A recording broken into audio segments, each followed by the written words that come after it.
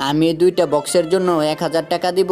বস, এই আইফোনের বক্সের ভিতরে ভালো কিছু থাকতে পারে। আমি 2000 দিব দুইটা বক্সের জন্য। আরে স্যার তো 2000 বলেছে। বস, আমারও তো মনে হচ্ছে বক্সটার ভিতরে ভালো কিছু থাকবে। ঠিক আছে, তাহলে আমি ওই দুইজনের থেকে বেশি টাকা বলি। আমি এই দুইটা বক্সের জন্য 3000 টাকা দেবো।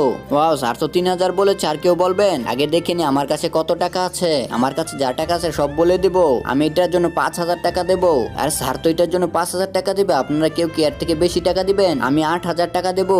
আরে দুইটা বক্সের জন্য 8000 টাকা দিবে। আর কেউ কি এর থেকে বেশি বলবেন? তুই তাড়াতাড়ি আমার মোবাইলটা বাকর, আমাকে যেভাবে বক্স দুইটা কিনতে হবে। হ্যালো বউ, তোমার কাছে যতগুলো স্বর্ণমন্য আছে ওইগুলো বিক্রি করে কত টাকা হইব? আচ্ছা ঠিক আছে, তুমি তাড়াতাড়ি স্বর্ণগুলো বিক্রি করে দাও, আমি আইতাছি। বক্সটা তো আমারই কিনতে হইব। আমি এটার জন্য 1 লাখ টাকা দিমু। আরে মনে হইতাছে বক্সের ভিতর থেকে হীরা পামু। তাড়াতাড়ি বক্সটা খুলে দেখি। বন্ধুরা, বক্সটার ভিতর থেকে কি পাই ওইটা তো আমি দেখাচ্ছি, কিন্তু তার আগে তুমি যদি হিন্দু হয়ে থাকো তাহলে ভিডিওতে একটি লাইক করো। আর যদি মুসলিম হয়ে থাকো তাহলে ভিডিওতে একটি লাইক করে পাশাপাশি চ্যানেলটা সাবস্ক্রাইব করে দিবা। এইটা কি বক্সের ভিতর তো শুধু চার্জার আছে, এখন আমি কি করব?